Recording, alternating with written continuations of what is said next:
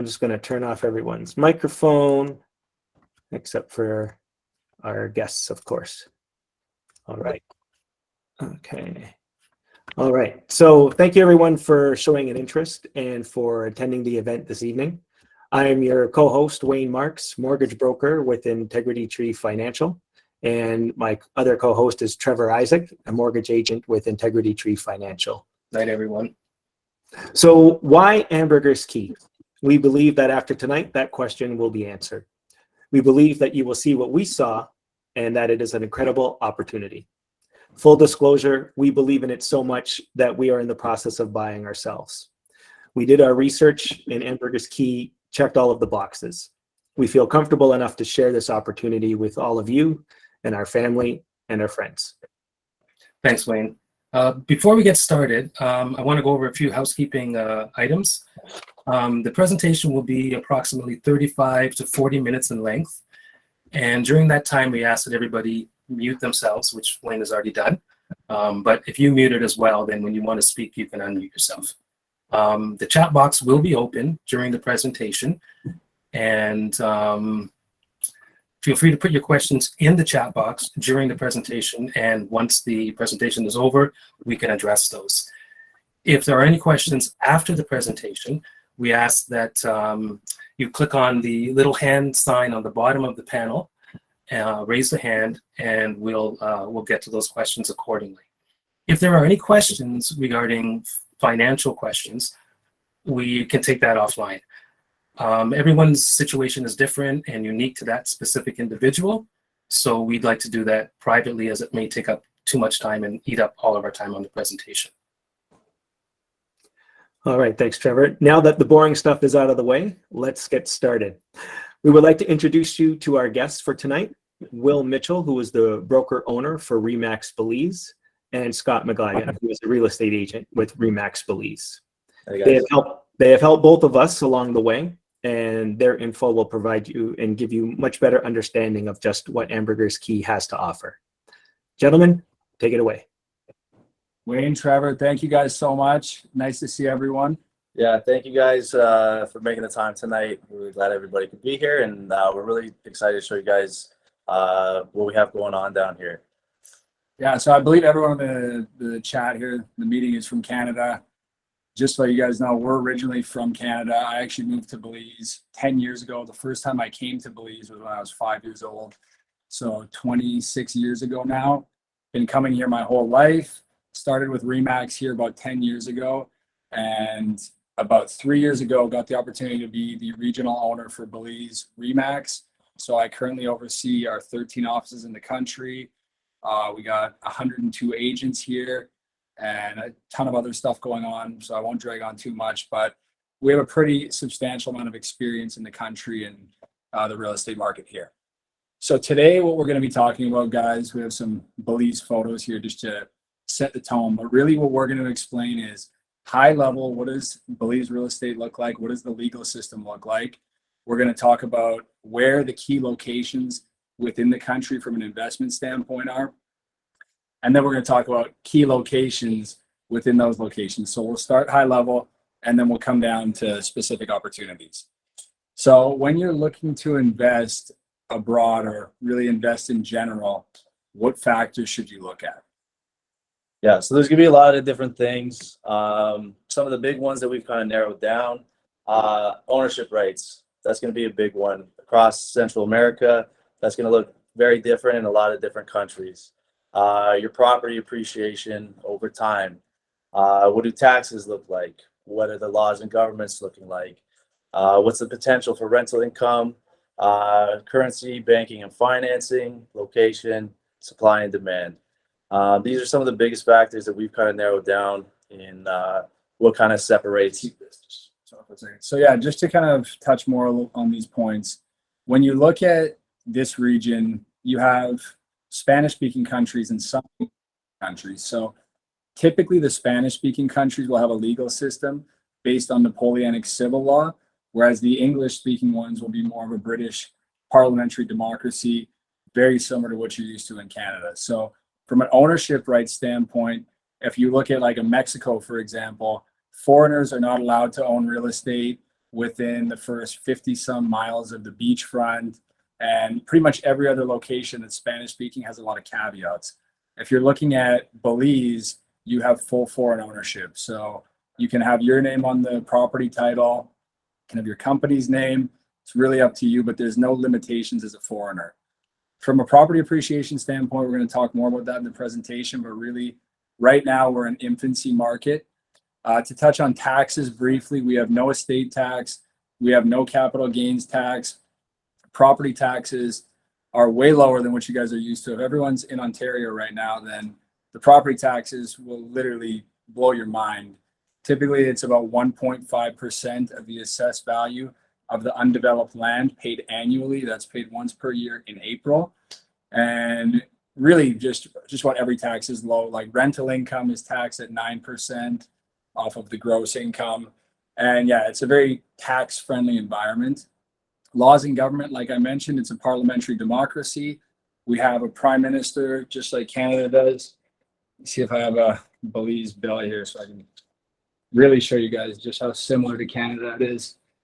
If you look at the money, it's funny and colorful, just like ours, and it's got the Queen on it. So there's a lot of similarities between Canada. And when we were relocating, or a lot of the Canadians that work down here, they went through this same kind of process of looking at these items that we did.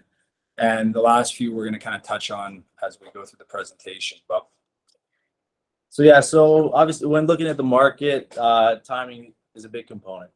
So there's going to be different stages that different countries are in, different cities are in, different properties are in. So, you know, when you're able to get in on the early stages, that's going to be your biggest return overall. This is going to be the area where, you know, not as many people might see the potential. So learning to recognize the signature things that growth, where growth is going to take place, why it's going to take place there, what are the key things to look for to get you to the growth phase. Over time, you'll notice things like amenities coming to the area, businesses coming to the area. You know, you can look at other sort of companies, businesses, and see who's investing in the area. And you don't have to take it on all by yourself. You can look at these as signs that other people who are investing know what they're doing there as well. yeah, I mean, it really is just an infancy stage right now. It's a relatively inefficient market. So the inefficiency breeds a lot of opportunity, and there's a ton of room for growth from an equity appreciation standpoint. But we already have tourism numbers, and you'll see that as we go through here to back up the rental opportunity as well. But as we're all Canadians here, We figured a Canadian quote it's might only be. right that we would bring Wayne Gretzky into this. Scott, I'll let you take this one. Yeah, I skate to where the puck is going to be, right? So I think we've probably all heard that before. And, you know, where is the puck going? So again, why Belize? Now we're going pretty high level here, guys, but as we mentioned, English speaking, British common law, full foreign ownership. We have a population of 390,000. So it's actually the fourth lowest population density in the Western Hemisphere. Like, it's really just, there's just not a lot of people here. The currency is pegged 2-to-1 to the USD. So 2 Belize dollars equals 1 US dollar. Inflation rate of 0.09 or 0.9%, sorry. Affordable real estate. And one of the key factors really is the island economics. So where we're located is an island that we're going to talk about, but as demand increases, we have a limited supply of developable land here because it's an island. The other key thing that the government of Belize has done is they've dedicated 46% of the land to national park and marine reserve, national park, I should say, which again has put a constraint on the supply of available real estate here. And as the demand increases, it's really driving our values up. So yeah, so Belize ownership, what you find in Central America, a lot of times you don't have the same ownership rights. There's a lot of restrictions on what you can do. This is one of the things that really separates Belize. You know, when I came down here, I came down for a week vacation, and I quit my jobs in 2 days. I forced my hand. I love what was going on here. I love the opportunities here.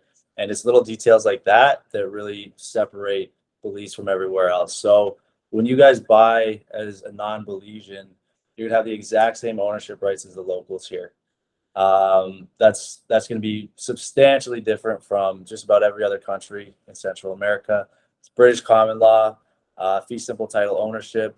Another question we get a lot is about squatters. You hear these horror stories where someone buys a property and you run into an issue where someone's living on the land and they lose their title ownership because of that. There's no squatters rights in Belize, so you can't lose your property because of something silly like that. Belize is very pro landlord. It's set up for foreigners to come and invest here. That's how the country is designed. Yeah. So like I had mentioned before, 46% is dedicated to National Park and Marine Reserve. Our little comparison here is if you were to take everything, I believe, to the east of the Mississippi River, imagine taking all that in the US and dedicating that to National Park and Marine Reserve.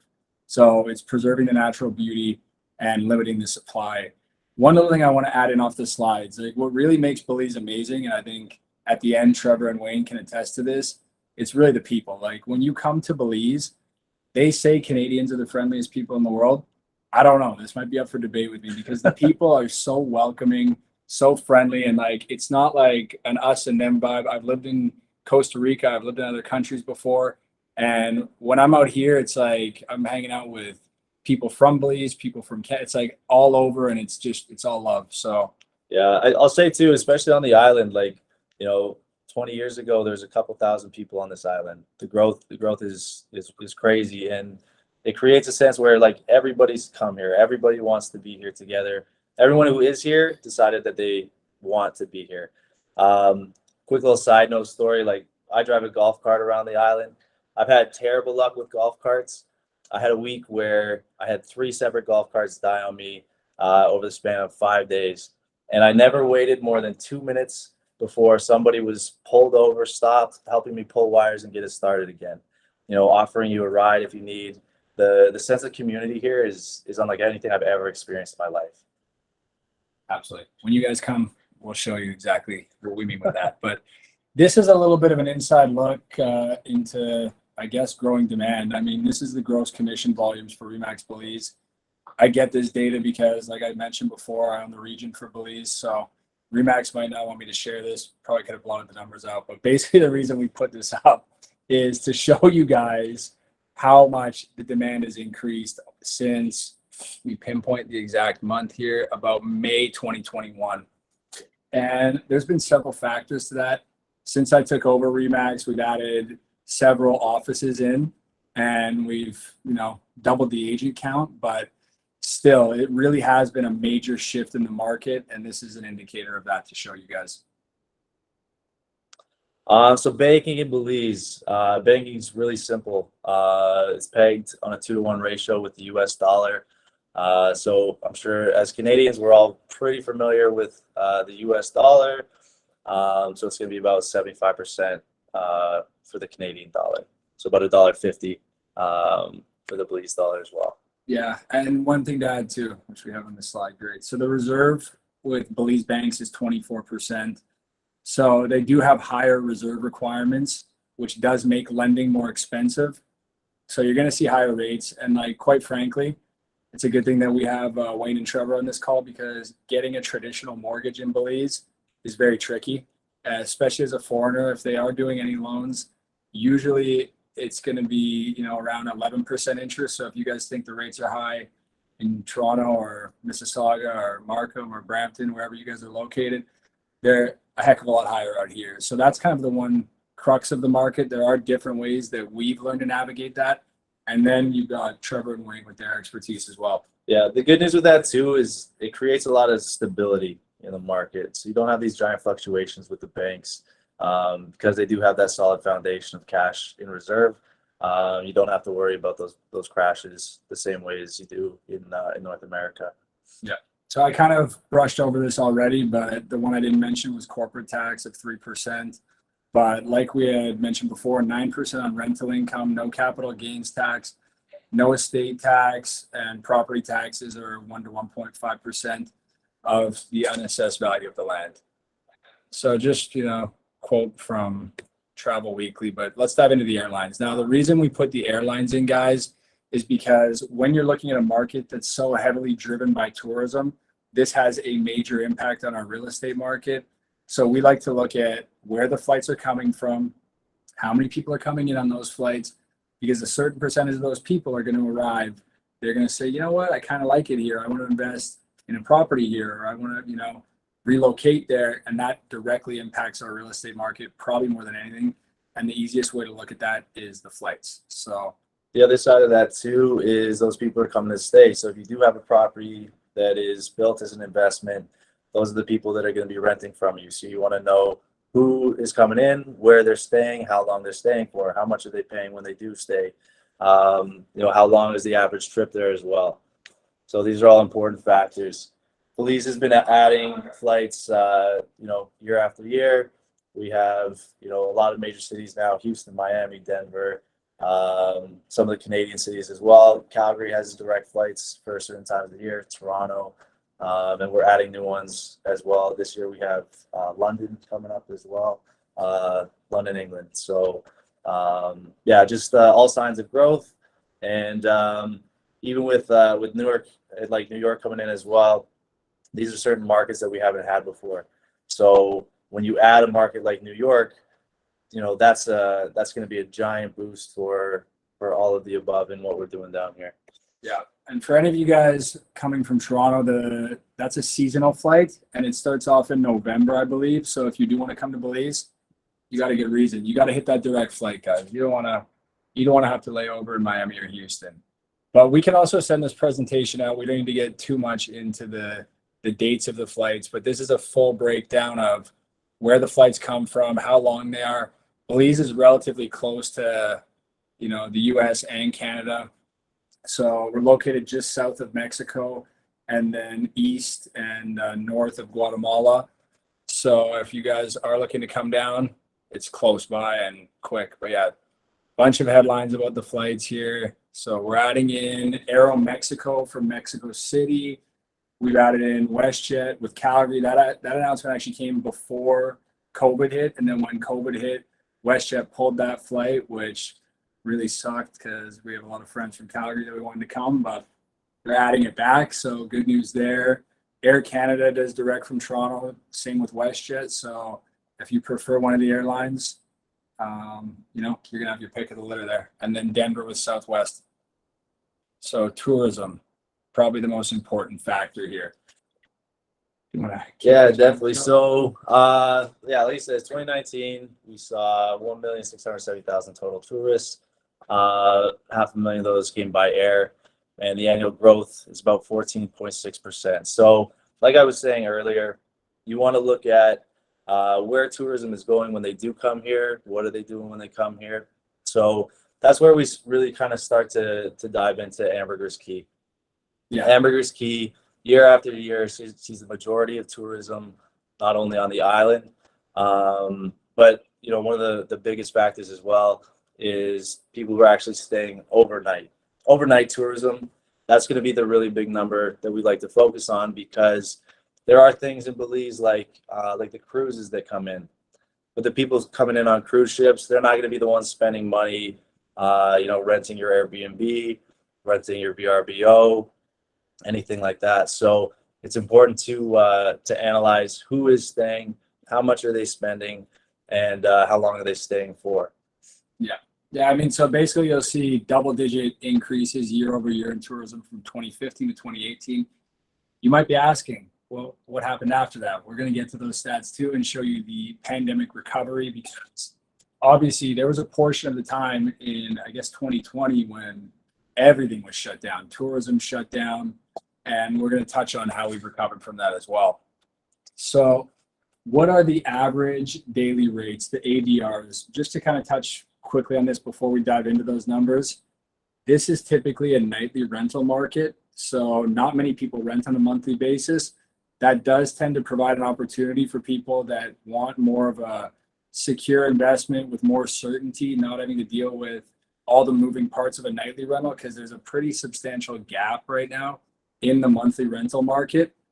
When you look at the the ADR by region, you'll notice that Ambergris Caye has the highest ADR of 450 Belize, so 225 US, out of anywhere in Belize. So really, it's like, I don't know what a good comparison in Canada would be, but the highest ADR. And these are some other areas that you might consider looking at. And it really depends. If you guys are looking to potentially make a financial investment, if you're looking to move here full time, the answer could be different. But if you're looking to invest in Belize and make a financial return, then Ambergris Caye is hands down the best option. Yeah, so overall tourism, again, these numbers, 2019, but these are going to be very, very consistent year after year. You can see Ambergris Caye is 42%. That number has actually gone up over the past few years as well. There's several things about the island that have people coming back year after year. And it's one of those things too, as people find out about Belize, years ago, I don't think a ton of people really knew where it was. And it's really, really starting to get on the map now. A lot of people are starting to familiarize. And it's one of those places too where people don't come once. It's once you have the experiences that you have down here, it's a place that you will want to see time and time again. Yeah, I mean, some of the things that make Belize proprietary, that make people come back, the number one thing really is the Belize Barrier Reef, or they call it the Mesoamerican Barrier Reef. Spans the entire length of the country and actually goes a bit into Mexico and Guatemala. So it's a 187-mile long barrier reef. Right now where we're sitting, we're in our RE/MAX headquarters in Mahogany Bay on Ambergris Caye. And when you go to the beach, which is literally like, you can almost see it from here, the reef is like 400 to about 600 yards off the coastline. And you can see the waves breaking. It's beautiful, but like, that's what makes Belize proprietary. And that's why so many people come back, because it's all the water sports. But here, again, from 2010 to 2019, and if anyone wants the presentation, we can send it out. So now let's get into the recovery. The question, the elephant in the room, I guess I could say. Scott, you want to? Yeah, so you can see there, obviously in 2020, things just kind of came to a halt. Like everywhere else in the world, we were dealing with COVID.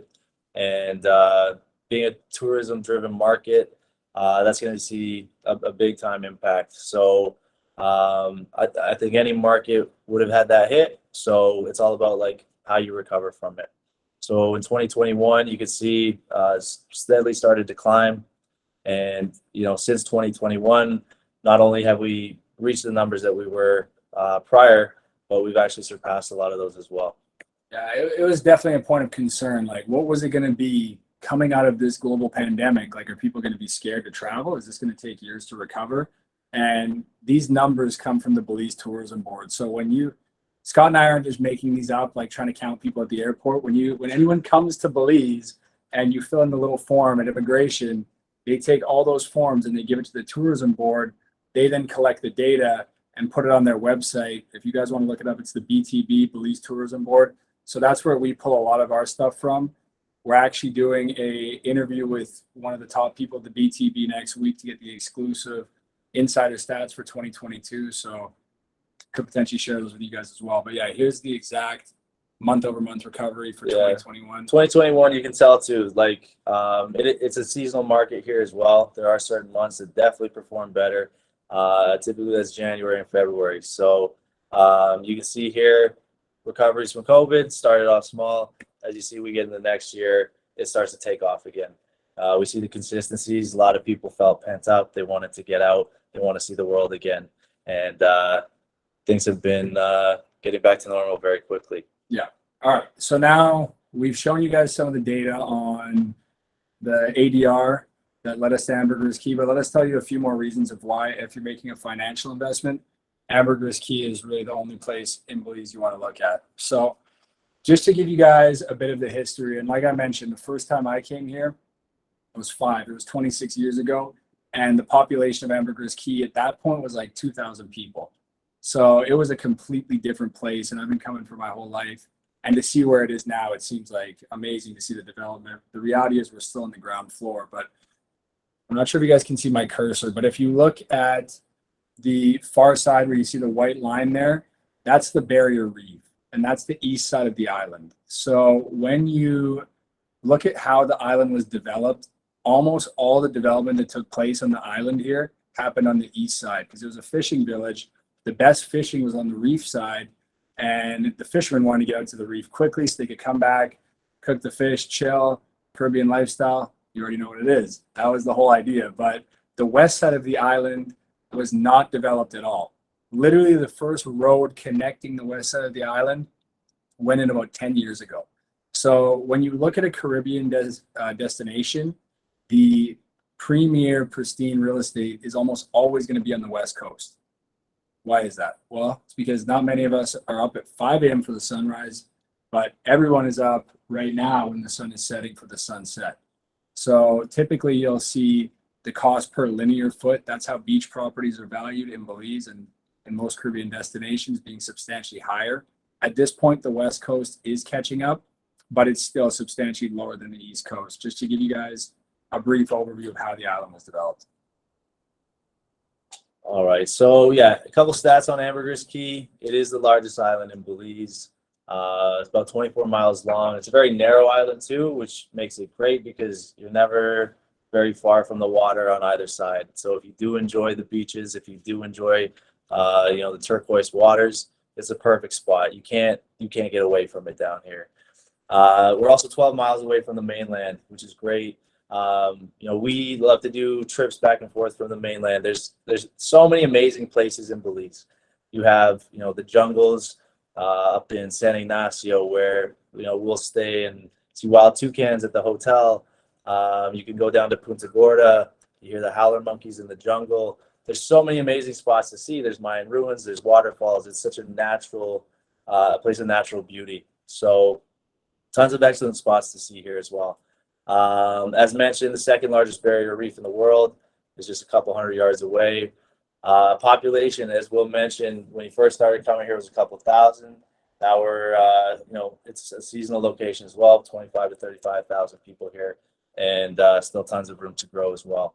Yep.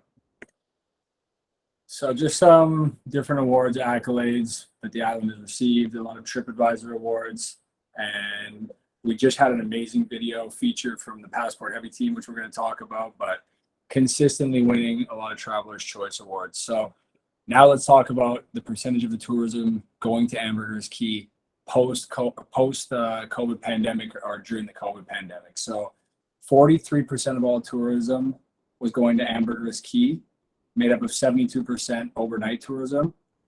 In 2020, it was 49%, and as of 2021, it was 59%. Not to say the other destinations aren't amazing. It's just when you look at the way the country is geographically located, Ambergris Caye is the closest point to the Barrier Reef. And as you head south from Ambergris Caye, it's the northernmost point of Belize. The reef goes further away till you get to Punta Gorda in the south. And at that point, it's, over 25 miles away from the beach. So the key differential here is if you want to go out snorkeling, diving, fishing, any of the activities, you just want the beautiful view of the reef, Ambergris Caye is the only place you get it, which has really driven a lot of people to come here.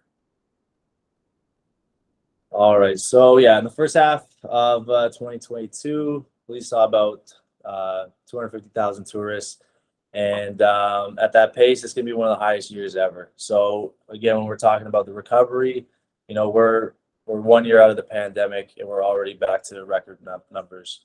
So yeah. So again, just rental by region. Like we mentioned, there's lots of different spots to check out in Belize. But again, from an investment standpoint, you want to see, where you can make the best return. And when you look at the rental rate by the region, year after year, again, you're going to see Ambergris Caye right at the top there. Yeah. I mean, again, if you guys want to get more time to look at the numbers, we can send out the presentation and you guys can go over it. But like we mentioned before, there's a direct correlation between the increase in tourism and the amount of people coming in looking to invest in the market. When you guys look to invest in real estate, I'm sure everyone is invested in real estate back home. Typically, you're probably investing for cash flow. This market, some people invest for equity appreciation. Some of our clients will buy a property, clear title, be the bank, carry a note and finance it and make a fixed return. But in pretty much every case, how your return is going to be made in all of those, these numbers are going to impact them. So just to kind of reiterate why these numbers are so important and why we're talking about them so much. So another thing that's really interesting, specifically in this market, I think coming up kind of globally as well, available accommodations. That, as you can see on this chart, tourism goes up, but the accommodations aren't skyrocketing. There's a few different reasons for this. Actually, we'll stick on this one for a second. What we have a lot of times here is people who, they're looking for their retirement, but maybe it's a couple years down the road. So they want to make some money off their property beforehand, and then maybe 3 years down the road, they'll move down full time.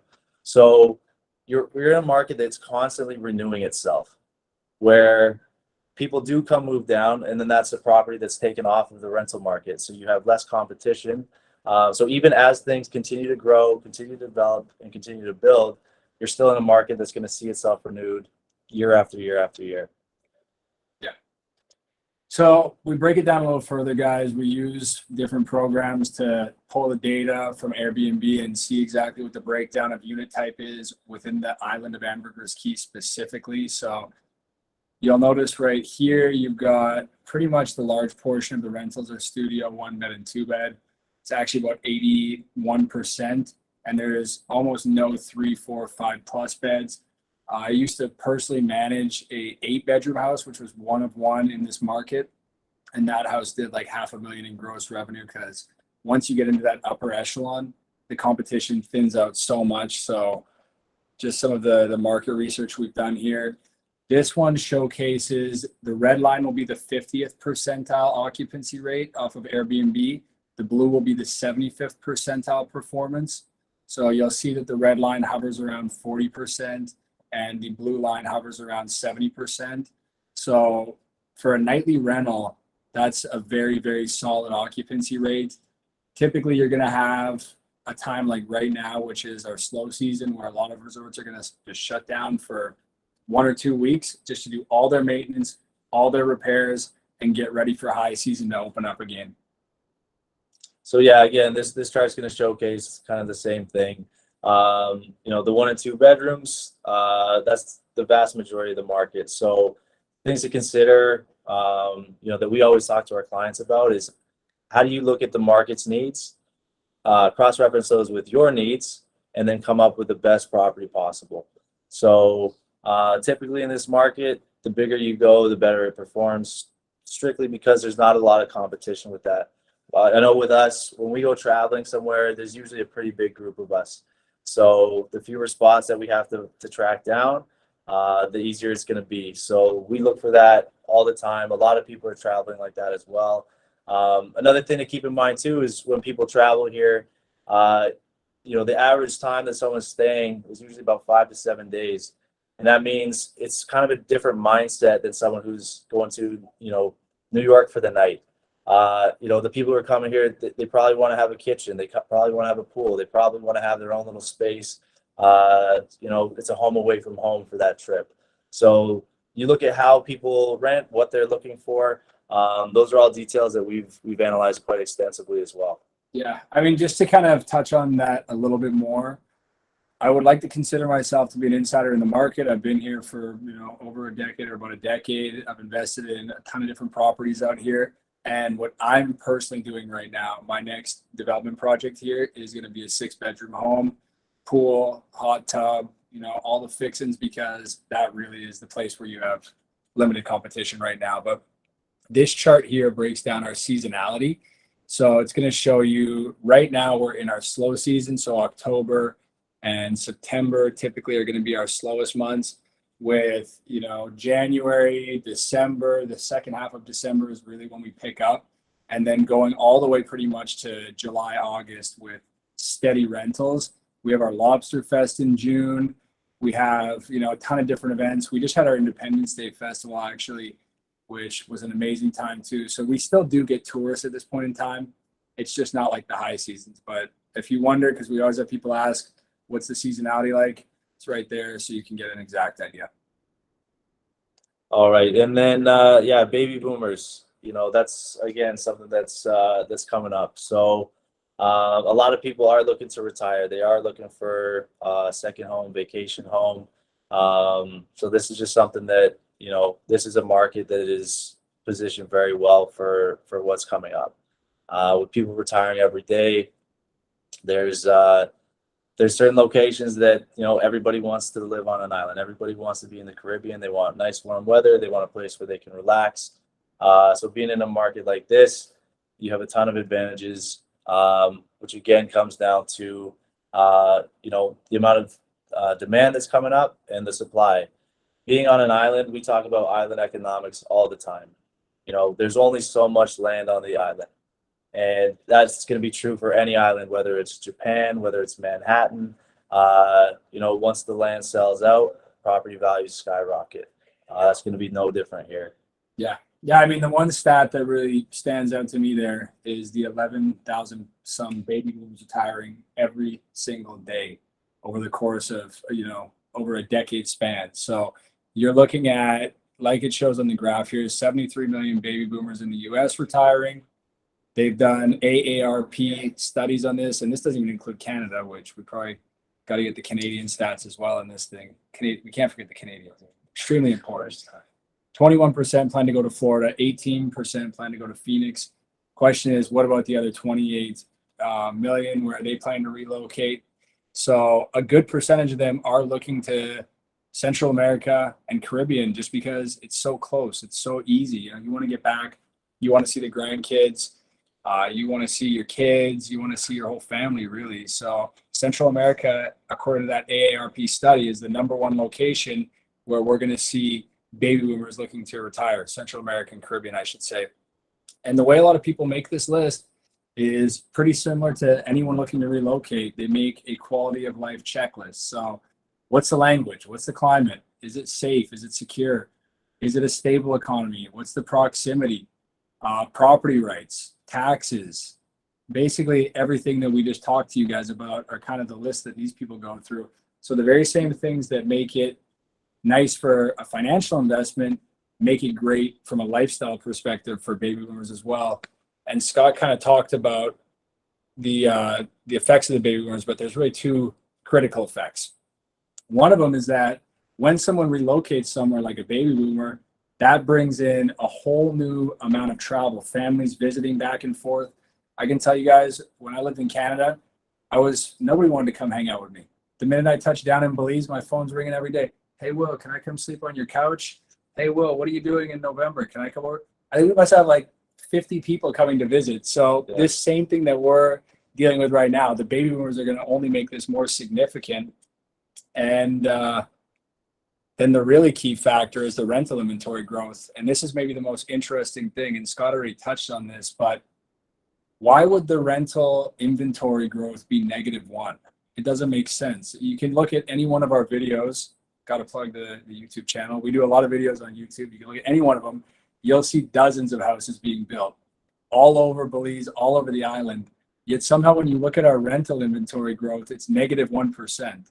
The reason it's -1% is simultaneously, while all of this growth and development is happening, while the tourism numbers are going up double digit year over year, minus the one pandemic year and recovering back, is because those same baby boomers are coming in and buying units and living in them full time and taking units out of the rental inventory. So I hope that point was clear, because that's one of the most important points to talk about in the whole presentation. So, you know, we talked about the island, we talked about the country. There's a few key areas that seem to stand out. So we just wanted to kind of touch on those a little bit, just to kind of give you guys an idea of, you know, some of the areas that a lot of people are looking at. Wayne and Trevor, this is the spot that worked for them. You know, got them interested. It's the only master plan private gated community in the entire country. It's called Mahogany Bay. That's where we are right this moment. Yeah, just to give you guys a little breakdown about Mahogany Bay. So it's a master plan gated community. There's already 24 plus commercial businesses going in, pool club, barcade. There's all the properties are canal front, waterfront. We're going to talk a little bit about the team and the architectural guidelines, but this is like a streamlined process. So when you're investing from abroad and you're looking to develop in a country like Belize from back home, you need to have a great team or it's not going to work. So we'll talk a little more about the team, but it's also home to the Hilton Curio. And there is an aerial shot of the project that I took on my phone while I was flying by. And I think it really showcases exactly how beautiful it is. Still don't know if you guys can see my arrow, but if you can, we're sitting right there right now. It's been featured in Coastal Living magazine. Sports Illustrated did a swimsuit edition over here in Mahogany Bay. Luxury Travel magazine, and maybe one of the best Belize videos ever done was the Passport Heavy video that just came out, which Jabril featured Mahogany Bay in that as well, and then hundreds of others that have came down here and featured Mahogany Bay. So a lot of different press, and the process is pretty streamlined, and I will let Scott tell you guys about that. Yeah, process, it's everything is designed to be turnkey, right? You can be as hands-on or hands-off as you want. So we have clients who have bought, built, started renting without coming to the country. You know, they'll work with the team. Everything could be very hands-off. We have other people who, you know, they want to make sure that it is this size, this build, this window goes here. It's actually 2 inches higher than that, and I want these types of countertops. So, you know, you're able to look at it and design it exactly how you want to. So that's another huge advantage when it comes to the rental market, right? As we've talked about, we've analyzed the rental market as extensively as you possibly can. So we know what people are looking for, what they want. We know that the vast majority of people are searching for a private pool. And because pools here aren't an expensive add-on, that's something that we recommend to all of our clients. So like I said before, you can look at what you guys are looking for, you know, the features that are important to you. You can look at what's working in the rental market, and then you can find what sort of meets in the middle. So it's a very, very straightforward process here. And it's, you know, we have over 30 pre-approved floor plans. Every single one of those is customizable. So if there's certain features that you're looking for that you feel like something's missing, you know, for me, it's all about outdoor space. When you're on an island in the Caribbean, you know, I'm looking to build in this community as well. Will mentioned he's got his plans underway.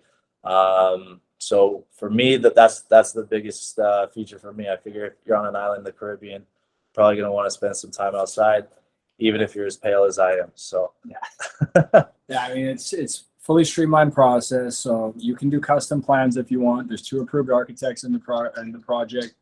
And the reason that typically people will build a home as opposed to buy a completed one is, like you saw in our rental inventory, there's not a lot of homes that are even readily available in the bedroom count where you're going to have, you know, a return where you would be happy or satisfied. So a lot of people will do purpose-built rentals, or they're building a house for themselves and they want it specific to how they want it. So after you've established that, then you look at the fact that typically most units sell for 30% above the replacement cost of that unit. You then take a serious look and say, all right, yeah, I should probably look at building. Now you have to answer the question of how is the process streamlined. So that's essentially what we've done in Mahogany Bay. Third-party project management, multiple builders that have built the best projects on the island, architects that have done amazing work that have been featured in Southern Living Magazine, Coastal Living Magazine. So a whole team that comes together that's all integrated and works alongside until you're delivered the keys of your home. Construction is typically done in stage payments. As the progress is done, you're going to get a weekly update from the project manager, or you can just invest in the land. You can say, all right, there's about 100 houses going vertical in this project right now. I want to buy a lot and hold it. There is a build time frame that can be extended, 3 years out. So you can still look at that option to potentially buy and hold, but there's possible equity appreciation play there, cash flow, or lifestyle. It really checks every box. It's also featured in Remax collection. It's now Remax. We love Remax, and the collection is for properties anywhere $1 million plus. Mentioned the architectural team, which is Allison Ramsey Architects. That's one of them. There's also some more modern designs done by Latitude 20. Team at Allison Ramsey is amazing, and they have some amazing house plans. The second area that we'll talk about briefly because I know we're running a little bit late here. But if you're someone that's looking to just dip your toe in the market, or you're saying, look, I see this as a long-term play. I see that I want to just secure a position in this market. I know I've got great ownership rights. Where is the next area that's going to be developed? Secret Beach is the answer to that. It's the only place on the island that already has road infrastructure in place. And when you look at San Pedro Town, which is the one municipality on the island, it's fully developed out, essentially to the brim. When you guys come down and visit, we can show you that. But this is an area where there's lots available. They start at about 35,000. I should have mentioned the lots in Mahogany Bay right now are 175 or 200,000, depending on which area you are, US. So Secret Beach is something where, you know, no build time frames. You can buy a lot now and hold it. Really, it's like complete flexibility, no guidelines. So if Mahogany Bay has those protective covenants, Secret Beach is more unrestricted type of thing. And here's like a little map. If anyone wants to learn more about where the lots are located, how much the lots are, what any of that looks like, then Wayne and Trevor can dial you in with Scott and he can answer all those questions. And I think that's pretty much what we got for you. We'll close with the same slide that we started with because it's really relevant to Secret Beach. Basically, you got to look at where you are in the scheme of time. There's so many reasons why Belize is in this initial phase. The biggest one is that people didn't really know about us. We didn't have any franchises here. We didn't have any brand name hotels. The Hilton opened up, I think, 4 or 5 years ago now. That was our first branded hotel on the whole island. Now we've got a Hilton, we've got a Marriott, we have travel vloggers, travel influencers coming down. And for me, I look at a place like a Tulum. I first went to Tulum about 5 years ago. And when I went to Tulum, I was like, this is beautiful, it's untouched. But with the speed that things change now, in today's day and age, it happens so much quicker when something really comes into the light of social media. So we're at this stage now and we're trending in the upward direction and we love Belize with all our hearts. So that's what we got for you guys today and ready for any questions you have. Yeah, just as a note, this is what really captured our interest, Wayne and I. The numbers here are outstanding, and I'm sure having seen this presentation, somebody may have some questions regarding that. Yeah, hopefully it was organized enough for you guys. Yeah. It was perfect. Any questions, guys? It's okay. Yeah. Throw them at us. We'll take If you don't want to ask the questions, you can put it in the chat box. I can read them out. chat box. Okay, hold on. Let me switch over here. Check in the chat box. Okay. Looks like Asif has a question. Asif, go ahead. What is are you guys impacted by any of the hurricane stuff going on, I told or any natural disasters? Well, I think you owe me $20. yeah, Will made a bet that I told the him first that- question would The be first about question we hurricanes. yeah. Asif, Asif, come on, you don't have any other questions I'm first? Like, we'll answer it, but you don't have one other one before no, that? that was this is a critical I'll EMT you the money, man. Sorry. question. A critical question to ask. So when you look at a hurricane, there's two types of damage that a hurricane can cause. That will be caused by a hurricane. Wind damage and storm surge. So with proper building technique, you can really mitigate the wind damage. The storm surge is what's really going to affect you. For storm surge to really develop, you need a long stretch of shallow water. When you look at the way the island is located, going from the land base to the reef, we have an average depth of 6 to 8 feet, which is obviously shallow, but going out from there, it's some of the deepest water in the Caribbean. It's about 1,000 to 3,000 feet of depth. So the storm surge development, even when we have a hurricane passing through, isn't that high. The last hurricane we had, the only damage we saw was to the docks on the East Coast. There was really like minimal damage other than that. And we're not in an area that gets them as frequently. I say all this saying it's always possible. I mean, you can get a hurricane that comes in, but overall we're pretty strategically positioned. Then you have the reef as essentially like a wall that's right out at the end of the island there. So we're in a pretty good position, Asif, but definitely a good question. And you owe me $20. Yeah. Rochelle, go ahead. Hi, thanks for that. Okay, I have two questions actually. So the first one is, sorry, it's telling me to keep my hand down. Is it considered Caribbean or is it considered part of Central America? That's where I get. You know, that's a really good question. I don't really want to brag, but we're the only country that's Caribbean and Central America. So we got a bit of both. I mean, we got the islands where we live full time, but one of the best parts about being here, like I keep a car on the mainland and I've got my car on the island because on a weekend, like for example, this weekend, I'm gonna get on the plane. I'm gonna fly over to my car there. I'm gonna get in my car and go for like a jungle vacation or drive up to Mexico. But yeah, we have the mainland component, which is Central America. Then we've got hundreds of islands, which is considered the Caribbean. Okay, great. Thank you. That's a very good explanation. And by the way, I have been watching your videos, so Oh, Rochelle. Yeah. When you get out to Belize, I'm you don't even know. planning on it in February. It's VIP only for you. Okay, thank you. Yeah, it's awesome that I started watching your videos and then I was like, oh damn, like you're gonna be on this webinar. So that worked out well. Maybe it's the universe saying that I have to get in on this with you and work with you guys. I don't know. Okay, so my second question is Secret Beach. Is there any plans for Secret Beach right now, or is it just kind of like a buy and hold, or is it gonna be kind of master planned? Okay, so that's a really good question. Up until this point, honestly, there weren't any plans, but literally last week, and this really isn't public information, it's not being advertised anywhere, but master planners from the US came down to work on a full type of municipal plan with airstrips. And like, I'm not saying any guarantees or anything, I'm just saying it's being master planned right now, because I hate when people say, oh, it's going to be this or this. The plans are in the works and it's all being laid out, and they really address a lot of the key core things that the island needs. So it's going to be master planned, and it's definitely going to be a different vibe than San Pedro, which is here right now. Great, thank you so much. Yep.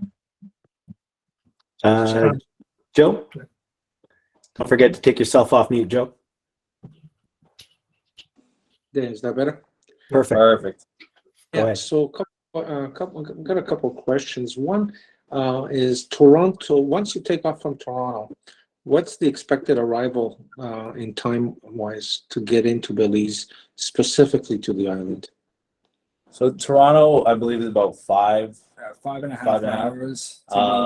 So in order to get to the island, when you fly down to Belize, you're gonna fly into Belize City to the Philip Goldson International Airport. So that'll be about a 5.5 hour flight from Toronto specifically. From there, you walk through customs, through immigration, and the very next door will lead you to where you would book your ticket to the island. I literally just flew back to the island today. And to get from Belize City to San Pedro is about a 12-minute flight. So super quick, super easy. That airline, you can fly through Tropic Air or Maya Air. Both of them are fantastic to deal with. You don't have to pay for your bags. Let's say your flight was delayed and you show up, they'll just put you on the next available flight. They're phenomenal to deal with. Having flown many places, I've never dealt with an airline like either of them. So they're very helpful. Yeah, I'm just pulling up WestJet right now. So WestJet does the direct flight starting November 2nd, and it goes until End of April, I think. end of April. And it looks like right now to book it, depending on the month, it ranges anywhere from about $250 one way, so about 500 round trip. I'm not sure if this is Belize. Oh, this is USD. Yeah. But WestJet has all the flight information. It's about 5.5 hours. And when you get to the airport, quick puddle jumper flight and you're on the island. Okay. I And another question is to follow up on Asif, on the same issue that's currently happening with the hurricane. What about insurance on the property? How difficult is it to get local insurance, or do you have to find some other method? No, great question. Yeah, so when it comes to insurance, there's several companies that you can go through. The type of insurance that you're going to get is called all perils insurance. So that's going to cover everything from hurricanes, floods, fires, wind damage, all perils. So there's gonna be different rates depending on what type of materials that you buy, what type of additions you have to the house to help litigate some of those risks, whether it's like something for fire, like a fire alarm, things like that. So very similar to what you find in North America. Yeah. Does anyone know what the going rate for an average, let's say 2-3 bedroom?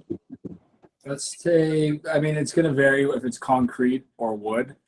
Let's say But for example, like like a 1,800 square foot concrete home in Mahogany Bay would be about 3,500 per year. And that would be under all perils, regardless. None of these. All perils, and they're underwritten actually by U.S. Insurance companies. Okay. Yeah. And that's in concrete. Okay. Yep. That's all for right now. Thank you. Thanks, If I John. if I could just jump in on the flights, if anyone's interested. WestJet goes direct to Belize on Wednesdays and Saturdays, and Air Canada is Sundays. Those are your departure dates for anyone interested. And David had a question. Go ahead, David. Just unmute yourself and go ahead. Yeah. So I have a question. First of all, appreciate the presentation. Lots of good information. Just a bit unclear on what's the push. Is it to say invest in like any rental or resort property in Ambergris Caye, or invest in buying land, or are there specific developments that like you guys are aware of and are promoting? That's a good question. I mean, it can be anything, David. Like typically a lot of our clients will invest in land right now just because the carrying costs are so low and it's really easy to get in. And the reality is build costs stay relatively, stagnant. As technology gets better, they might go up unless you see a situation like the COVID pandemic when we see, supply chain issues and spikes. But a lot of our clients look at land, or Mahogany Bay is an extremely popular one. We can service everything in the entire country of Belize, but the reason we mentioned Mahogany Bay, that's where Trevor and Wayne have invested, and Secret Beach is because those are two of by far the most popular areas. Yeah, the reality is too, like, when we get introduced to somebody, the first thing I try to do is figure out what are your goals. What's most important to you? What's the criteria that you're looking for? From there, we can kind of pinpoint, what are going to be the best spots to look at. So, with this, I think investment is kind of, I think what a lot of people probably have in mind. So these are going to be a couple of the examples that are going to help you best fulfill the best return, best monthly return, things like that. So these are a great starting point. But like Will said, this office oversees the entire country of Belize. So if there's other areas of interest, we can definitely help facilitate that as well. So how would we view listings? Is that through you guys? Yeah. I mean, basically, what I would recommend is after, the call is done, if Wayne and Trevor have anyone that reach out that is interested, then we can connect them with Scott, and Scott can then learn a little bit more about what you want to do and start sending listings directly to you every day. Okay. Yeah. Thanks. Great. Thanks for your question, David. Asif, we've got you next, and then Joe, and then there's actually, sorry. After Joe, we got a question in the chat box which I want to read. So Asif, go ahead, and then I'll read it, and then we'll go back to Joe. So let's assume I purchase, I move, and now I'm spending significant amount of time there. From a cost of living standpoint and accessibility, do they have, obviously we're used to a certain lifestyle here. Do they have pretty much all same accessibility to, shopping and things, or is everything imported there? Is the cost of living higher? Like, how does it all look there? Yeah, that's a good question. I'm not going to tell you, Asif, that this is like mini Toronto, because it's just not. It's very different. Like, we have shopping, we have grocery stores. You know, you can get most things you want. You can, although it takes other steps, still deliver here with Amazon and do that stuff.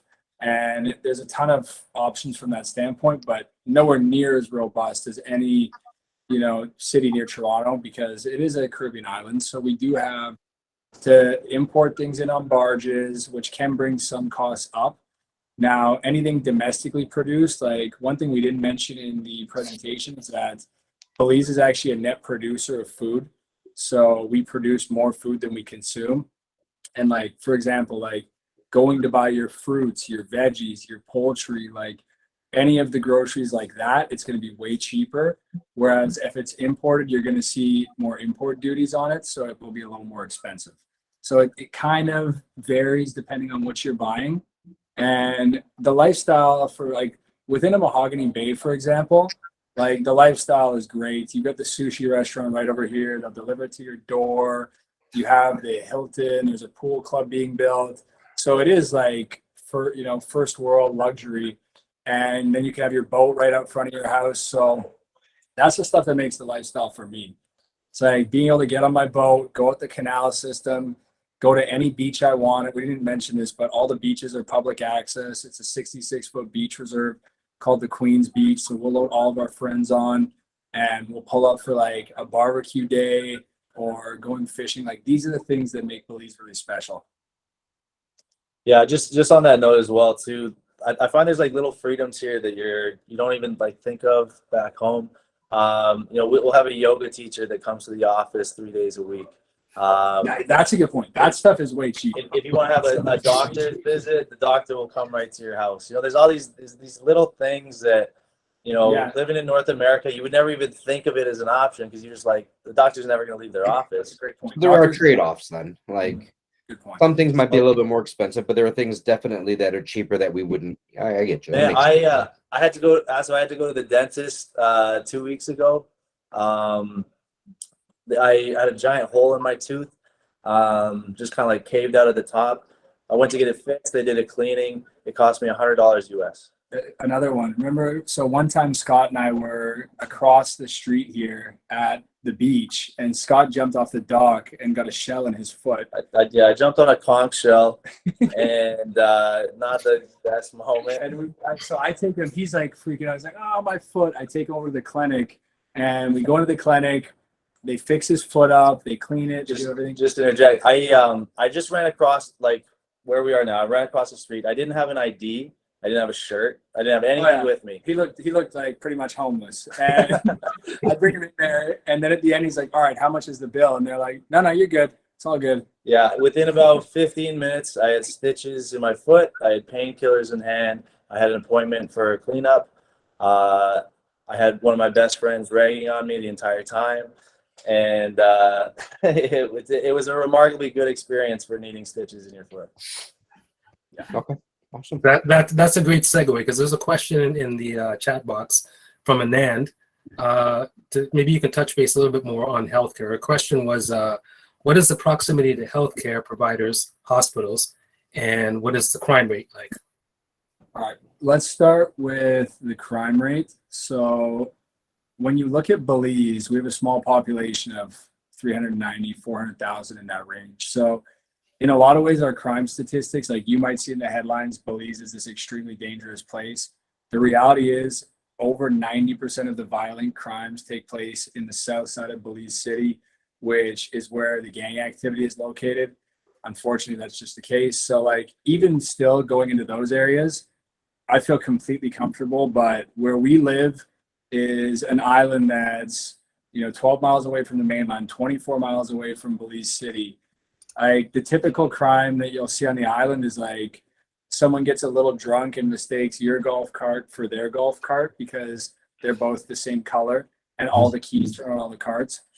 So it's definitely different. Like you really have to take the crime statistics and break it down on a location by location basis. But overall, I would say I have been here since I was, this tall, and I've never had any incidences. I've driven from the very northern end to the very southern end to the very western end 100 times, and it's essentially all love. And I'm not going to say it's not possible, but it's very safe. And then you have Mahogany Bay, which is 24-hour gated security. Healthcare right now on the island, we have a polyclinic and we have actually a new facility. We just got a loan from Taiwan to build a hospital on the island. Any of the like reoccurring or serious treatments typically will take place in one of the hospitals in the city. So if you are going for, you know, certain treatments, you're going to go to the city. But overall, it's a pretty robust healthcare system from a cost standpoint. Like Scott said, doctors do house calls for like 50 Belize, so 25 US. They'll come to your house. It's not really a regulated pharmaceutical market like you would find in Canada where you need a prescription. You can pretty much go into the pharmacy and like if the doctor says get this, you just go in and buy it, and it's way cheaper than you would find in Canada and the US. And if anyone wants any examples of this, I'm sure that if you message Scott, he can pull some price differentials, give you a bit of a price index as well. Great, thank you. Joe is next, and then David. I guess this question would be for on the financial side, financing, and how would you do it, and how it's secured? Joe, sorry, just for the just for time restraints, we're going to take those types of questions offline. Oh, okay. So you can contact myself or Wayne. Sure, no problem. Okay, perfect. Thanks. No problem. David. Yeah, sorry. The next question I had was, if someone was to invest out there, someone not planning to actually move, are there like management companies that can handle short-term rentals, you know, like the day-to-day ins and outs, stuff like that? Yeah, absolutely. It's a great question. So within Mahogany Bay, there's an amazing short-term rental company that's set up in here. There's others that we can recommend as well, but they've got a great setup. Scott, you want to talk them a bit about that one? Yeah, I mean, Mahogany Bay, because the rental market does very well here, the property management team offers specific advantages. Over the course of the island, as you kind of investigate different areas where you could purchase, what you find is the average on the island for a property management team will operate on about a 60-40 split. So that means that you would be taking home 60%, property management team would take home 40. In Mahogany Bay, they operate on an 80-20 split.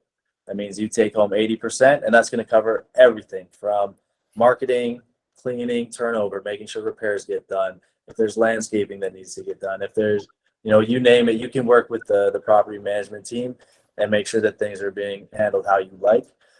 Then on top of that, once you've generated $50,000 in rental income, that goes to a 90-10 split. So the more you make, the more you make. Thanks. That's good. Anyone else with any questions? Just a reminder that Trevor and I have invested in Mahogany Bay. So if you have specific questions about Mahogany Bay, please feel free to ask. I can speak from my experience, probably Trevor's as well. It's been great. We're currently in a build right now. And you know, there's some concerns that come with building something in another country. And I can tell you that my experience has been a very comfortable one. The project manager's consistently in contact with me. I get WhatsApp videos on the progress on the project, and I'm kept informed at each stage. So if you are considering or looking into a build, whether it's at Mahogany Bay or at Secret Beach, the project management teams are excellent.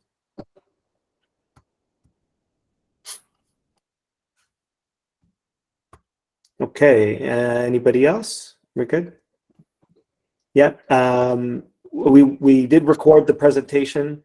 We will be sending out copies. I think it's probably better if we just send it to everybody because there has been a few requests to get a copy of the presentation. So not to worry, we will send a copy to everyone who's been invited or sat in on the chat today. And so you'll get a copy, not a problem at all. Beautiful. All right, guys. Well, Yeah, thank you so much to everybody thanks for having making the us, time. Trevor, Wayne, Yes. everyone, thanks for watching. Any questions? We are out here in Belize. We're happy to help with any questions you have related to Belize. And yeah, hope to see you guys out here soon. And on a final note, if anybody has anybody, family, friends who might be interested in something like this, please, we'd love to answer the questions. Just send them our way. Excellent. Well, thank you again, everybody, for joining us, and we hope to hear from everyone real soon. Thank you. Scott, Will, do you guys want to stay on, or are you guys good? Either way, we're good Yeah. either way. Okay, yeah, stick around for a minute. Or two. We can do a debrief. That's fine. Thanks, everyone else. Have a good night, guys. Good night, everyone. Guys, Thank you. appreciate it. Everybody. Okay, bye.